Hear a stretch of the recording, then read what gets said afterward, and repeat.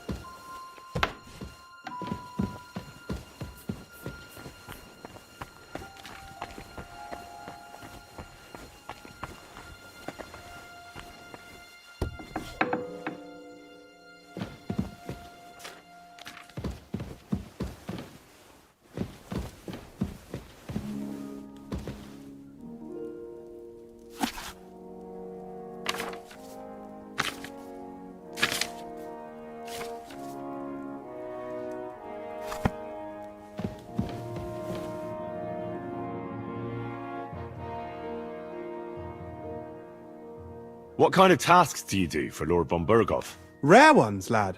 His lordship spends little time at Trotsky. As the royal chamberlain, he has to be in Prague most of the time.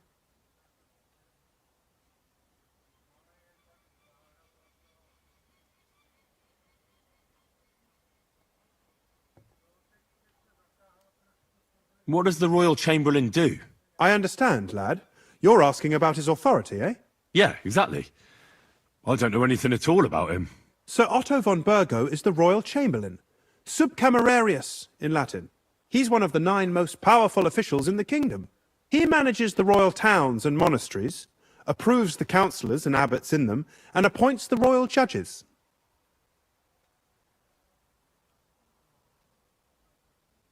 Why does Sir Otto have to be in Prague so often? Because that's the seat of the royal court, and our lord is one of the highest royal officials.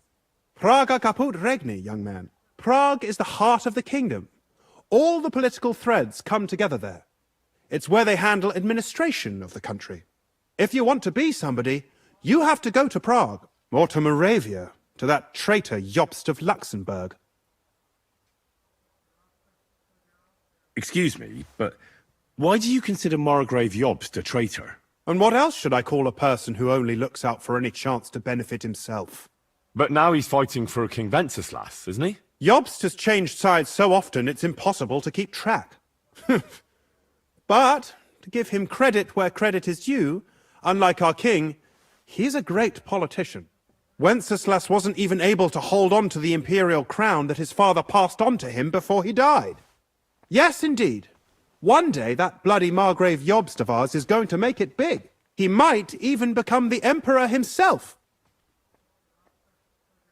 Why doesn't Lord von Burgov free our King Wenceslas from captivity in Vienna?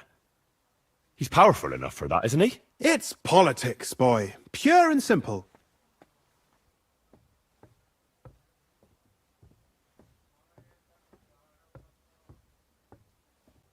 I understand, but could you explain it a bit more for me?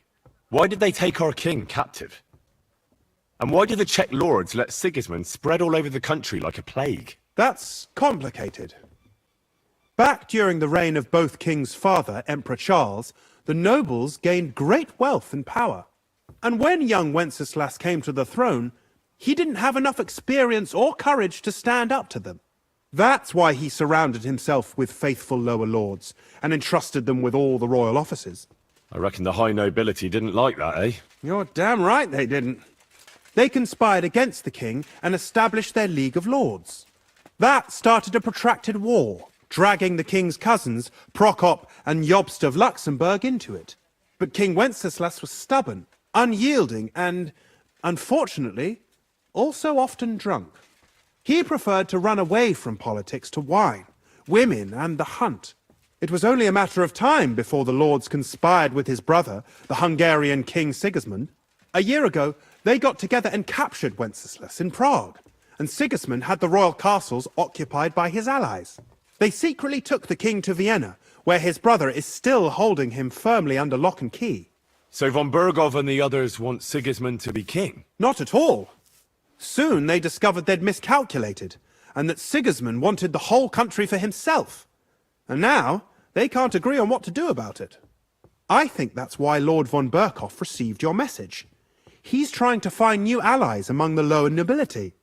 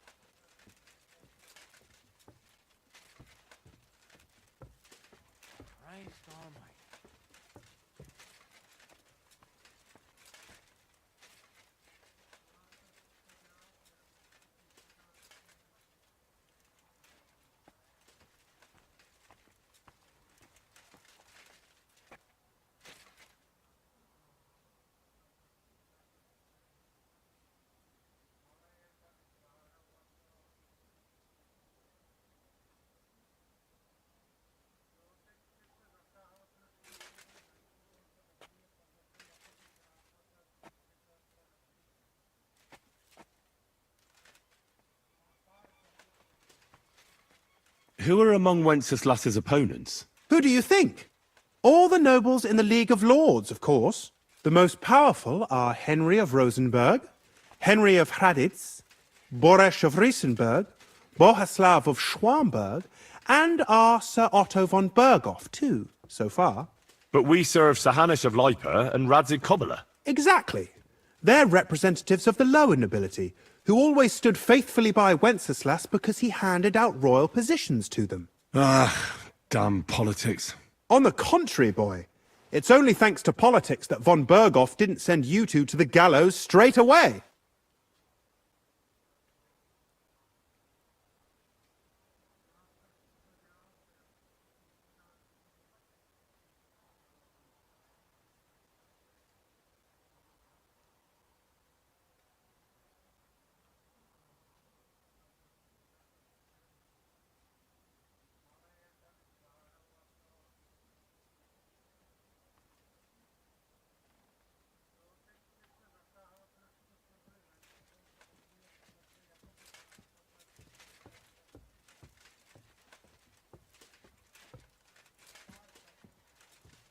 I heard some interesting books from Prague have arrived at the castle. There's one I'd like to borrow.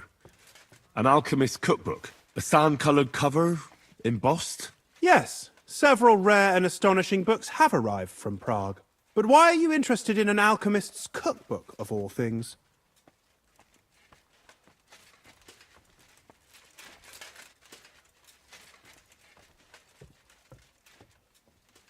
So I was wondering, where do you keep books here at Trotsky? You didn't answer me. But so be it. Books first have to be examined and sorted. And where did you sort that alchemist's cookbook? Well, I'll have to disappoint you. Lord Nickvard Libak helped me sort the new books at the time, and the one you're looking for caught his attention. He left with it before I could even discover what it's about. All I remember is the author's initials, B.B. I'm fairly benevolent when it comes to lending books, and I appreciate Nickvard's help, but he's had it borrowed for an excessive amount of time now. I'd like to ask him to return it, but he's been avoiding me. Why would Nickvard suddenly be avoiding you? I have a sneaking suspicion. It seems Nickvard lost the book. I've warned him repeatedly not to carry borrowed books around with him, but to leave them in his chamber and read them there. But Nickvard is old and stubborn, and this is how things turn out.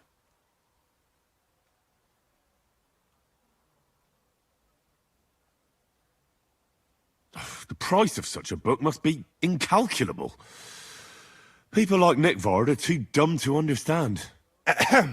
But I digress. As I said, Nickvard is intentionally avoiding me. But I've made headway. I've managed to find 3 people who've spoken to him recently.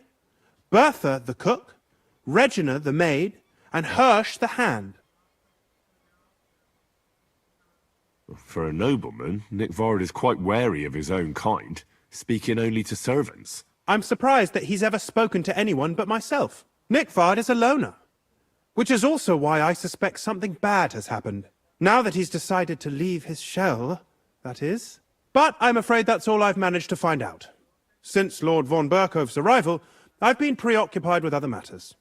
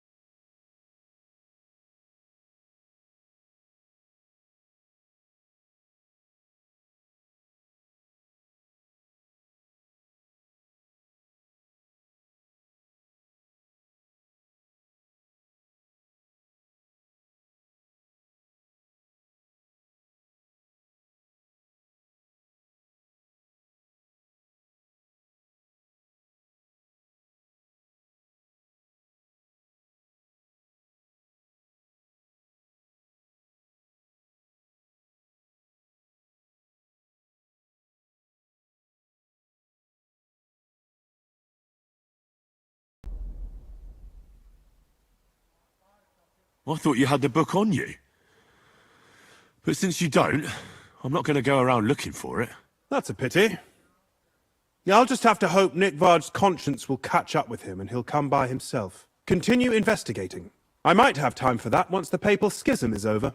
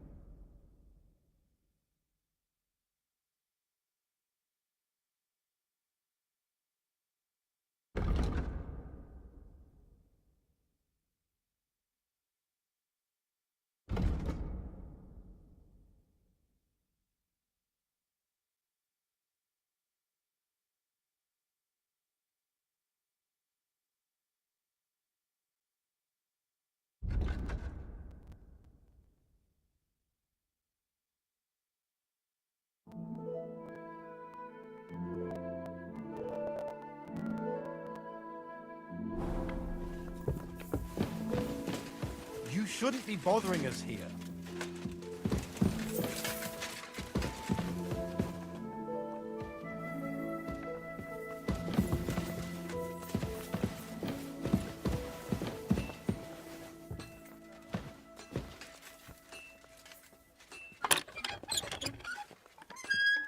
Huh?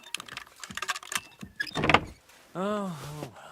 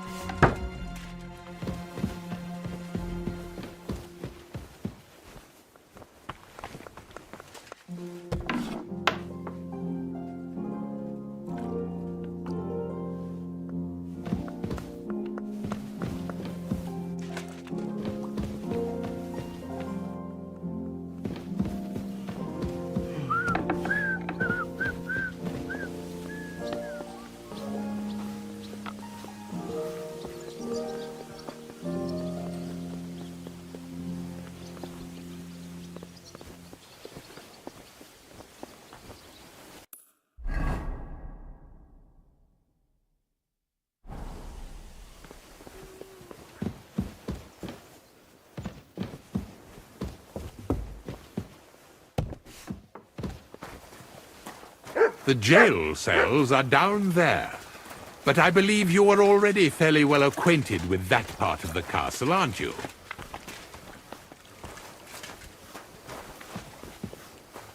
I can understand you are overwhelmed by the magnificence around you.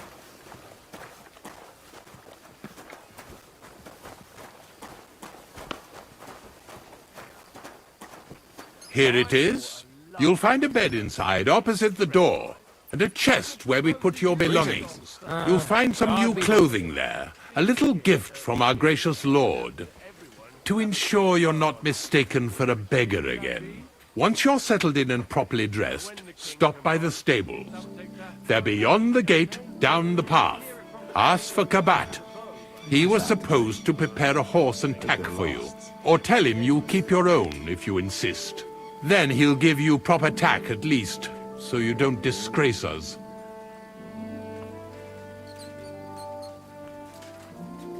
So, you and I are finished, and I can finally attend to some proper work.